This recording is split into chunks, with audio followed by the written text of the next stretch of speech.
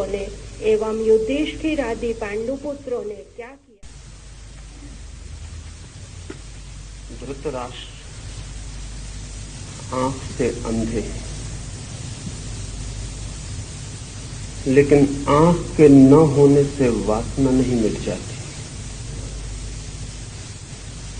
आंख के न होने से कामना नहीं मिट जाती।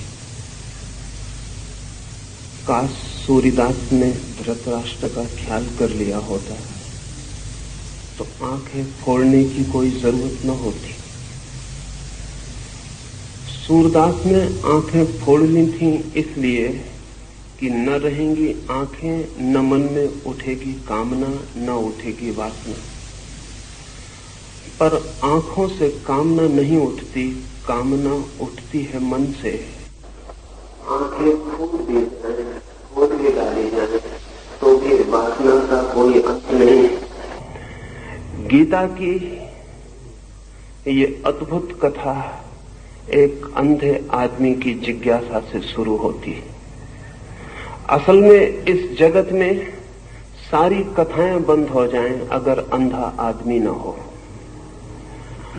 इस जीवन की सारी कथाएं अंधे आदमी की जिज्ञासा से शुरू होती हैं। अंधा आदमी भी देखना चाहता है उसे जो उसे दिखाई नहीं पड़ता है। बहरा भी सुनना चाहता है उसे जो उसे सुनाई नहीं पड़ता है। सारी इंद्रियां भी खो जाएं तो भी मन के भीतर छिपी हुई वृत्तियों का कोई विनाश नहीं होता है। तो पहली बात तो आपसे ये कहना चाहूंगा कि स्मरण रखें, धृतराष्ट्र अंधे हैं, लेकिन युद्ध के मैदान पर क्या हो रहा है, मीलों दूर बैठे उनका मन उसके लिए उत्सुक, जानने को पीड़ित, जानने को आतुर है। दूसरी बात ये भी स्मरण रखें कि अंधे धृतराष्ट्र के 100 पुत्र हैं, लेकिन अंधे व्यक्तित्व की संतति आंख वाली नहीं हो सकती है, भला ऊपर से आंखें दिखाई पड़ती हों। अंधे व्यक्ति से जो जन्म पाता है, और शायद अंधे व्यक्तियों से ही लोग जन्म पाते हैं, तो भला ऊपर की आंख हो, भीतर की आंख पानी कठिन है, ये दूसरी बात भी समझ लेनी जरूरी है। धृतराष्ट्र से जन्मे हुए 100 पुत्र सब तरह से अंधा व्यवहार कर रहे थे। आंखें उनके पास थीं, लेकिन भीतर की आंख नहीं थी। अंधे से अंधापन ही पैदा हो सकता है। फिर भी ये पिता क्या हुआ ये जानने को उत्सुक है। तीसरी बात ये भी ध्यान रख लेनी जरूरी है कि धृतराष्ट्र कहते हैं धर्म के उस कुरुक्षेत्र में युद्ध के लिए इकट्ठे हुए। जिस दिन धर्म के क्षेत्र में युद्ध के लिए इकट्ठा होना पड़े, उस दिन धर्म क्षेत्र बचता नहीं है। और जिस दिन धर्म के क्षेत्र में भी लड़ना पड़े, उस दिन धर्म के भी बचने की संभावना समाप्त हो जाती। रहा होगा वो धर्म क्षेत्र, था नहीं। रहा होगा कभी, पर आज तो वहां एक दूसरे को काटने को आतुर सब लोग इकट्ठे हुए थे। ये प्रारंभ भी अद्भुत है। ये इसलिए भी अद्भुत है कि अधर्म क्षेत्रों में क्या होता होगा उसका हिसाब लगाना मुश्किल है। धर्म क्षेत्र में क्या होता है वो धृतराष्ट्र संजय से पूछते हैं कि वहां युद्ध के लिए आतुर मेरे पुत्र और उनके विरोधियों ने क्या किया है, क्या कर रहे हैं, वो मैं जानना चाहता हूं। धर्म का क्षेत्र पृथ्वी पर शायद बन नहीं पाया अब तक, क्योंकि धर्म क्षेत्र बनेगा तो युद्ध की संभावना समाप्त हो जानी चाहिए। युद्ध की संभावना बनी ही है और धर्म क्षेत्र भी युद्धरत हो जाता है, तो हम अधर्म को क्या दोष दें, क्या निंदा करें। सच तो यह है कि अधर्म के क्षेत्रों में शायद कम युद्ध हुए हैं, धर्म के क्षेत्रों में ज्यादा युद्ध हुए हैं।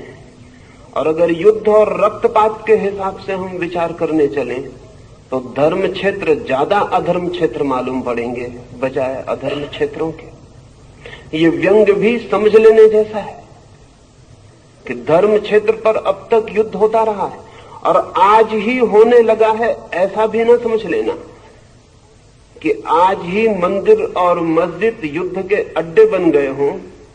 हजारों साल पहले जब हम कहें कि बहुत भले लोग थे पृथ्वी पर और कृष्ण जैसा अद्भुत आदमी मौजूद था, तब भी कुरुक्षेत्र के धर्म क्षेत्र पर लोग लड़ने को ही इकट्ठा हुए थे। ये मनुष्य की गहरे में जो युद्ध की पिपासा है, ये मनुष्य की गहरे में विनाश की जो आकांक्षा है, ये मनुष्य के गहरे में जो पशु छिपा है, वो धर्म क्षेत्र में भी छूट नहीं जाता, वो वहां भी युद्ध के लिए तैयारियां कर लेता है। इसे स्मरण रखने के लिए उपयोगी है। और ये भी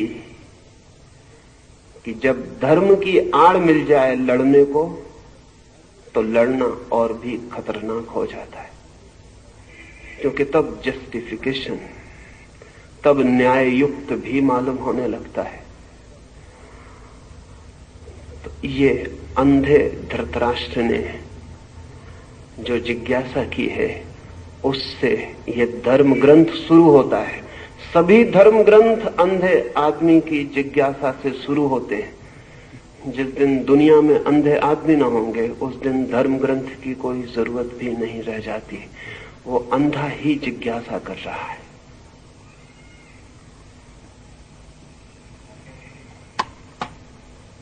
राष्ट्र को युद्ध का रिपोर्टाज निवेदित करने वाले अंध धृतराष्ट्र को युद्ध का रिपोर्टाज निवेदित करने वाले संजय की गीता में क्या भूमिका है? संजय क्या क्लेयरवॉयंस, दूरदृष्टि या क्लेयर ऑडियंस, दूर श्रवण की शक्ति रखता था? संजय की चित्त शक्ति की गंगोत्री कहां पर है? वो स्वयंभू भी हो सकती है न? संजय पर निरंतर संदेह उठता रहा है, स्वाभाविक है। संजय बहुत दूर बैठकर कुरुक्षेत्र में क्या हो रहा है उसकी खबर धृतराष्ट्र को देता है। योग निरंतर से मानता रहा है कि जो आंखें हमें दिखाई पड़ती हैं वे ही आंखें नहीं, और भी आंख है मनुष्य के पास जो समय और क्षेत्र की सीमाओं को लांघ कर देख सकती है। लेकिन योग क्या कहता है, इससे जो कहता है वो सही भी होगा ऐसा नहीं। संदेह होता है मन को, इतने दूर संजय कैसे देख पाता है? क्या वो सर्वज्ञ है? नहीं। पहली तो बात यह कि दूरदृष्टि, क्लेयरवॉयंस कोई बहुत बड़ी शक्ति नहीं है, सर्वज्ञ से उसका कोई संबंध नहीं है। बड़ी छोटी शक्ति है और कोई भी व्यक्ति चाहे तो थोड़े ही श्रम से विकसित कर सकता है। और कभी तो ऐसा भी होता है कि प्रकृति की किसी भूल चूक से वो शक्ति किसी व्यक्ति को सहज भी विकसित हो जाती। एक व्यक्ति है अमेरिका में अभी मौजूद, नाम है टेड सीरियो। उसके संबंध में दो बातें कहना पसंद करूंगा तो संजय को समझना आसान हो जाएगा, क्योंकि संजय बहुत दूर है समय में हमसे, और न मालूम किस दुर्भाग्य के क्षण में हमने अपने समस्त पुराने ग्रंथों को कपोल कल्पना समझना शुरू कर दिया है। इसलिए संजय को छोड़ें। अमेरिका में आज जिंदा आदमी है एक टेड सीरियो, जो कि कितने ही हजार मील की दूर पर कुछ भी देखने में समर्थ है। न केवल देखने में, बल्कि उसकी आंख उस चित्र को पकड़ने में भी समर्थ है। हम यहां बैठकर ये जो चर्चा कर रहे हैं, न्यूयॉर्क में बैठा हुआ टेड सीरियो अगर कहा जाए कि अहमदाबाद में इस मैदान पर क्या हो रहा है, तो वो 5 मिनट आंख बंद करके बैठा रहेगा, फिर आंख खोलेगा और उसकी आंख में आप सबकी बैठी हुई तस्वीर, उसकी आंख में दूसरे देख सकते हैं और उसकी आंख में जो तस्वीर बन रही उसका कैमरा फोटो भी ले सकता है। हजारों फोटो लिए गए हैं, हजारों चित्र लिए गए हैं और टेड सीरियो की आंख कितनी ही दूरी पर किसी भी तरह के चित्र को पकड़ने में समर्थ है। न केवल देखने में बल्कि चित्र को पकड़ने में भी।